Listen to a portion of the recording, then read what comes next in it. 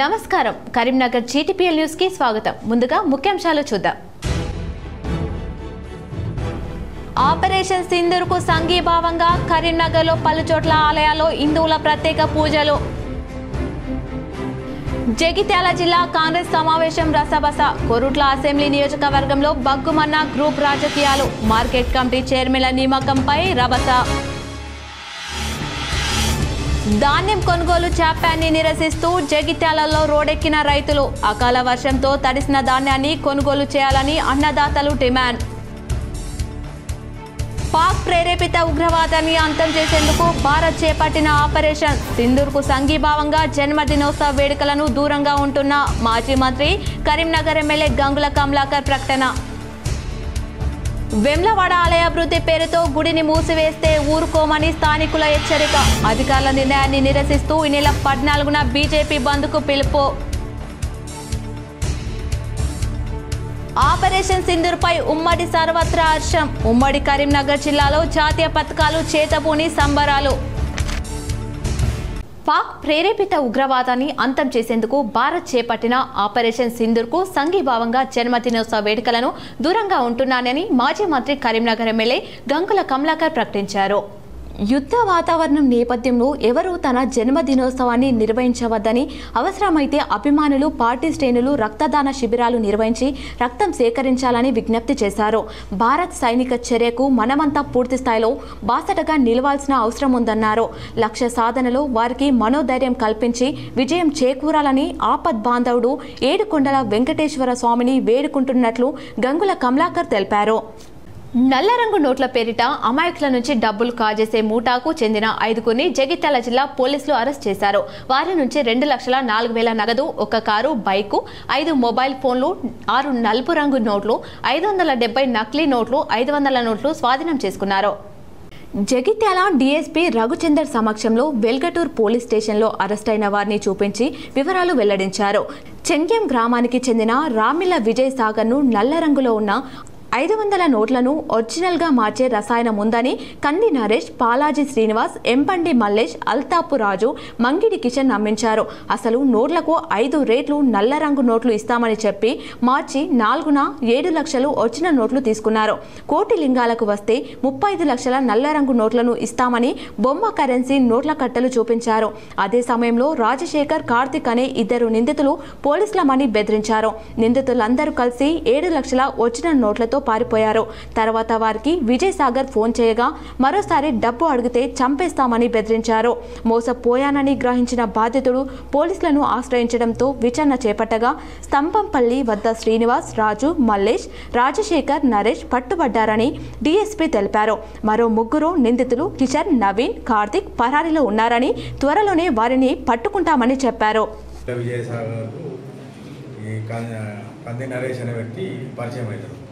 ఆయన ద్వారా ఈ తుంగూరు గ్రామానికి చెందిన పాలోజి నరేష్ వీళ్ళు పరిచయం అయ్యి వీళ్ళందరూ ఏంటంటే ఇతన్ని ఇందన్పల్లి తీసుకెళ్ళి అక్కడ ఎంబడి మల్లేష్, ఆల్తపు రాజు, మగ్గిడి కిషన్ వీళ్ళని పరిచయం చేస్తారు. పరిచయం చేసిన తర్వాత ఏంది వాళ్ళు ఒక బ్లాక్ కరెన్సీ మా దగ్గర ఉంటుంది, దాన్ని ఒక రసాయనంలో ముంచితే అది రియల్ కరెన్సీ అవుతుందని చెప్పేసి ఈ మన ఇట్లాంటి బ్లాక్ కరెన్సీ ఉంటుంది, ఇవి రసాయనంలో ముంచితే రియల్ కరెన్సీ అయితే అని చెప్పి ఇట్లాంటి ఒక 5 నోట్లు వాళ్ళకి ఇచ్చేసి వాళ్ళ ముందరనే ఒక లిక్విడ్లో ముంచుతారు. ముంచి ఇచ్చిన తర్వాత అవి ఒరిజినల్ నోట్గా అవుతుంది. అది ఆయన చెక్ చేసుకుంటారు. చెక్ చేసుకుని అవి మార్చుకుంటే చెల్తాయి. చెల్లిన తర్వాత ఏంటంటే ఇతనికి డబ్బులు ఎక్కువ వస్తాయని ఆశ చూపేసి ఏంటంటే వీళ్ళు మన ఇతని గ్రామానికి వస్తారు. ఎవరు? ఈ కంది నరేష్, పాలప్ శ్రీనివాసు, ఆల్తపు రాజు, కడెం మండలానికి చెందిన నర్సింగాపూర్కి చెందిన బియ్యాల నవీను, మగ్గిడి కిషన్లు, ఎంబడి మల్లేష్ ఒక ఆటో కార్లో ఇక్కడ వీళ్ళ గ్రామానికి వచ్చి ఈయన దగ్గర 7 లక్షల రూపాయలు క్యాష్ తీసుకొని దానికి బదులుగా ఈ 35 లక్షల రూపాయలు ఏదో బ్లాక్ కరెన్సీ పేరు మీద మార్చినాయి. 35 లక్షలు 7 లక్షలకు బదులు ఇస్తామని కోటిలింగాలు రమ్మంటే 2 కోటిలింగాలు వెళ్తారు. కోటిలింగాలు వెళ్ళినాకనే ఏంటంటే ఆటో కార్లో బ్యాగ్లో ఏంటంటే నోట్లు చూపెడతారు. ఇవన్నీ మార్చినాం అని చూపెట్టి ఈలోపు ఆ బ్యాగు ఈయన తీసుకునే క్రమంలో ఏంటంటే ఇద్దరు రాజశేఖర్ను కార్తీక్ అనే వ్యక్తి మోటార్ సైకిల్ మీద వస్తారు. మోటార్ సైకిల్ మీద వచ్చి అరే ఇక్కడ మీరు ఏం చేస్తున్నారు పోలీసు వాళ్ళు ఆయన చేయగానే వీళ్ళు పోలీసు వాళ్ళు వచ్చిందని చెప్పగానే ఏంటంటే ఆ బ్యాగు మేము మాట్లాడదాం ఆయనతో మేము మేనేజ్ చేసుకుంటామని చెప్పేసి ఈయన దూరం పోమని చెప్పి వాళ్ళతో మాట్లాడి అంతా కలిసి కార్లు ఆపరేషన్ సింధూర్పై ఉమ్మడి కరీంనగర్ జిల్లాలో జాతీయ పథకాలు చేతబూని సంబరాలు నిర్వహించారు. పాక్ ప్రేరేపిత ఉగ్రవాదం అంతమొందించేందుకు జమ్మూ కాశ్మీర్లో భారత్ చేపట్టిన ఆపరేషన్ సింధూర్పై సర్వత్రా ఉమ్మడి కరీంనగర్ ప్రజలు హర్షం వ్యక్తం చేశారు. ఆపరేషన్ సింధూర్ను స్వాగతిస్తూ ఉమ్మడి కరీంనగర్ జిల్లాలో సంబరాలు జరుపుకున్నారు. జాతీయ పథకాలు చేతబూని మేరా భారత్ మహాన్ జై హిందూ అంటూ నినాదాలు చేశారు. చందుర్తి మండల కేంద్రంలోని స్పోర్ట్స్ క్లబ్ ఆధ్వర్యంలో యువకులు క్రీడాకారులు టపాసులు కాల్చి స్వీట్లు పంపిణీ చేశారు. ఆపరేషన్ సింధూర్ నామకరణంతో ఉగ్రవాదులను హతమార్చిన భారత సైన్యాన్ని అభినందిస్తూ జాతీయ జెండాలతో ప్రధాన రహదారిపైకి వచ్చి దేశభక్తిని చాటుకున్నారు.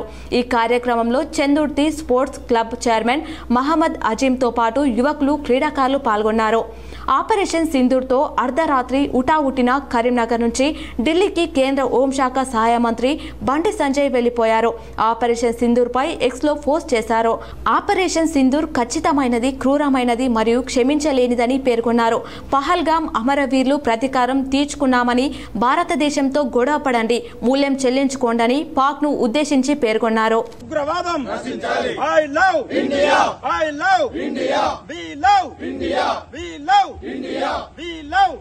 వేములవాడ ఆలయ అభివృద్ధి పేరుతో గుడిని మూసివేస్తే ఊరుకోమని స్థానికులు హెచ్చరించారు. అధికారుల నిర్ణయాన్ని నిరసిస్తూ ఈ నెల 14న బీజేపీ బంద్కు పిలుపునిచ్చారు.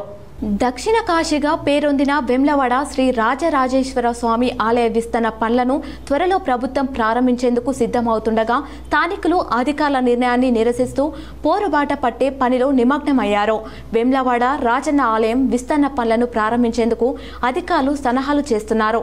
పనుల నేపథ్యంలో జూన్ 15 నుంచి రాజన్న ఆలయంలో దర్శనాలను నిలిపివేసి భీమన్న ఆలయంలో భక్తులకు దర్శన అవకాశం కల్పిస్తామని అధికారులు ప్రకటించారు.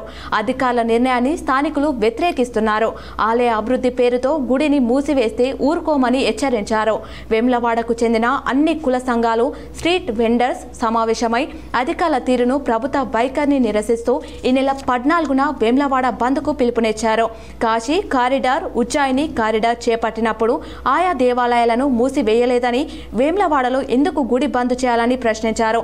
దేవాదాయ శాఖ భక్తుల కనీస సౌకర్యాల గురించి పట్టించుకోకుండా భక్తులను ఇబ్బందులు గురి చేసే విధంగా వ్యవహరిస్తే ఊరుకోమని హెచ్చరించారు. కాంగ్రెస్ ప్రభుత్వం ఏర్పడి ఏడాదిన్నర కాలంలో హిందువుల మనోభావాలను దెబ్బతీసేలా వ్యవహరిస్తుందని బీజేపీ నాయకులు ప్రతాప రామకృష్ణ ఆరోపించారు. కాంగ్రెస్ ప్రభుత్వం ఏర్పడి ఏడాదిన్నర కాలంలో హిందువుల మనోభావాలను దెబ్బతీసేలా వ్యవహరిస్తుందని బీజేపీ నాయకులు ప్రతాప రామకృష్ణ ఆరోపించారు. గుడి చెరువులోని 30 ఎకరాల్లో పనులను ప్రారంభించి భక్తులకు కనీస సౌకర్యాలు ఏర్పాటు చేయాలని డిమాండ్ చేశారు. స్యూడో సెక్యులరిజం, హిందూ ధర్మం మీద విశ్వాసం లేదు, హిందూ దేవతా విగ్రహాల మీద విశ్వాసం లేదు. ఈ ప్రభుత్వం వచ్చినది అనేక రకాల దాడి జరుగుతూ ఉన్నది హిందూ దేవాలయాల మీద. ఉదాహరణకు నట్టనడి గర్భంలో హైదరాబాద్లో ముత్యాలమ్మ దేవాలయం మీద జరిగితే కనీసం స్పందించలేదు ఏకనాయకులు కూడా. ఇప్పుడు అభివృద్ధి పేరు మీద, అభివృద్ధి జరపం మీద రాజరాజేశ్వర దేవస్థానాన్ని విస్తరణ కోసం చేస్తున్నామని చెప్తా ఉన్నారు. జగిత్యాలలో జరిగిన జిల్లా కాంగ్రెస్ కమిటీ విస్తృత స్థాయి సమావేశం రసభాసగా మారింది. నామినేటెడ్ పదవుల విషయంలో కొరుట్లలో 2 వర్గాల వాగ్వాదానికి దిగి సమావేశాన్ని గందరగోళంగా మార్చారు. కాంగ్రెస్ పార్టీని సంస్థాగతంగా బలోపేతం చేసేందుకు జగిత్యాల జిల్లా కాంగ్రెస్ కమిటీ అధ్యక్షులు ప్రభుత్వ విప్ అడ్లూరి లక్ష్మణ్ కుమార్ అధ్యక్షతన సమావేశం నిర్వహించారు. సమావేశానికి మాజీ మంత్రి జీవన్ రెడ్డి, జిల్లా పరిశీలకులు అంజన్ కుమార్, నియోజకవర్గ ఇన్ఛార్జ్ జువాడి నరసింహారావుతో పాటు పలువురు నాయకులు హాజరయ్యారు. సమావేశంలో కొరుట్ల నియోజకవర్గంలో మార్కెట్ కమిటీ చైర్మన్ల నియామకంపై నరసింహారావు వర్గీయులు నిరసన ఆందోళన వ్యక్తం చేశారు. Metpally market committee chairman Govardhan స్టేజ్పై కూర్చోవడంతో జువ్వాడి వర్గం ఆగ్రహంతో ఊగిపోతూ పార్టీలో ఎప్పుడు కనిపించని వారికి పదవులు ఎలా ఇస్తారని ప్రశ్నించారు. దీంతో జువ్వాడి వర్గానికి అజిత్ రావు వర్గానికి మధ్య వాగ్వాదం చోటు చేసుకుని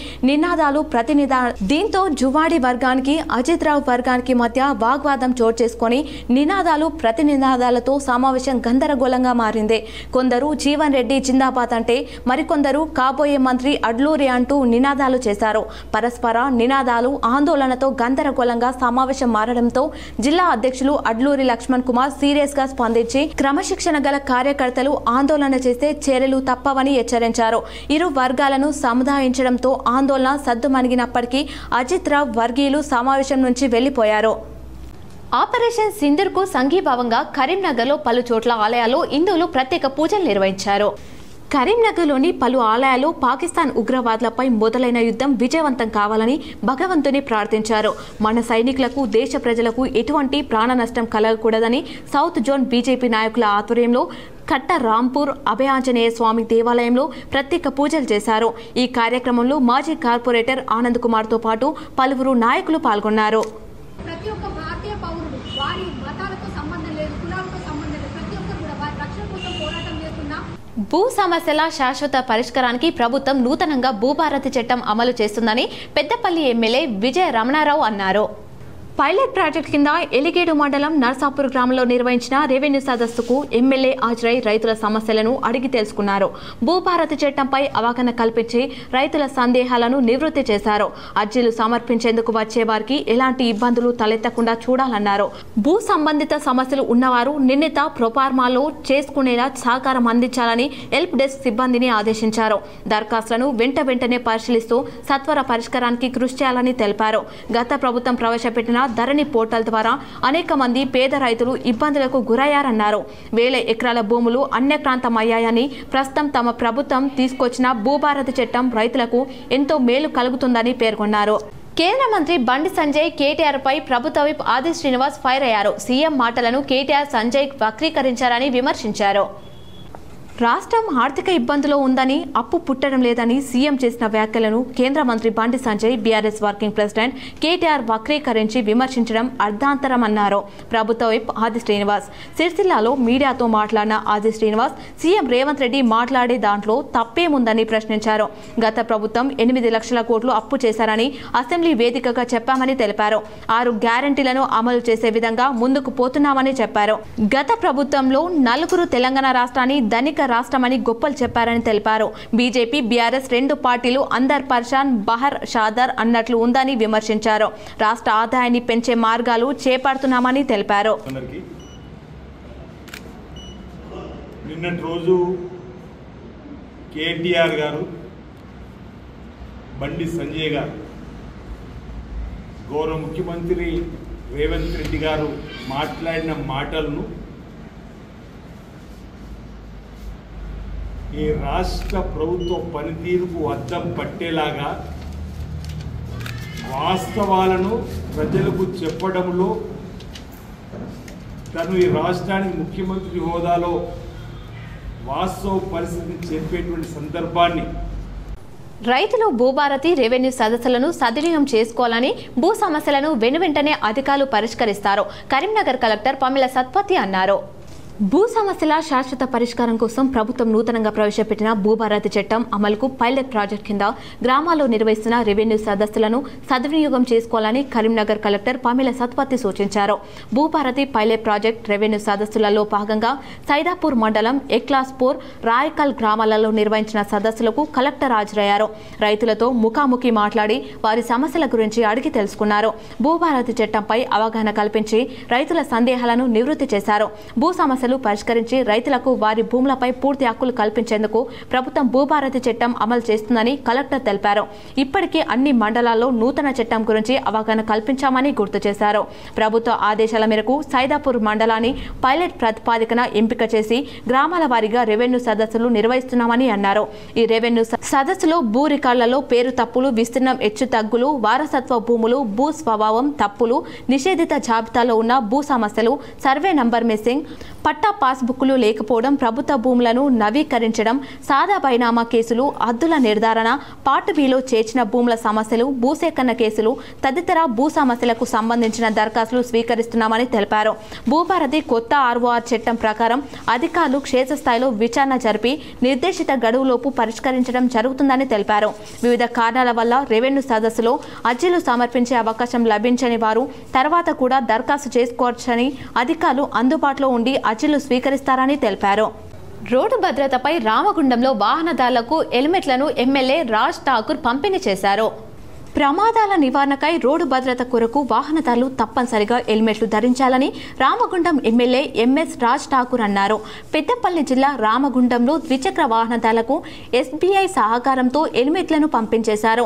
ఇటీవల కాలంలో రోడ్డు ప్రమాదాల ద్వారా వందల సంఖ్యలో మృత్యువాత పడుతున్నారని, వాటి నివారణకు హెల్మెట్లు వినియోగం తప్పనిసరి అన్నారు.